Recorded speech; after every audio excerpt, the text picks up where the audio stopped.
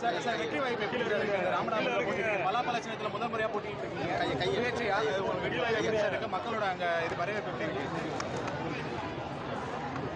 நடைபெற்று முடிந்த நாடாளுமன்ற தேர்தலில் ராமநாதபுரம் நாடாளுமன்ற தொகுதியில் அனைத்து பிரிவினருடைய மக்களும் பொதுமக்களும் மிகுந்த நல்ல வரவேற்பை அளித்தார்கள். என்னுடைய வெற்றி வாய்ப்பு பிரகாசமாக இருக்கிறது. சார், வாக்கு சதவீதத்தை அறிவிக்கிறதுல வந்துட்டு தேர்தல் ஆணையம் வந்துட்டு குளறுபடி இருக்குன்னு சொல்லிட்டு மறுநாள் வந்து இப்போ தேர்தல் ஆணையம் அதிகாரி தெரிவிச்சிருக்காங்க. அது வரதான் செய்யும். முதல்ல ஒரு அறிவிப்பாங்க, ஒரு சதவீதத்தை வர திருத்தம் பண்ணி அறிவிப்பாங்க. அதில் ஒன்றும் குழப்பம் இல்லை. சார், வெற்றி பிறகு அதிமுக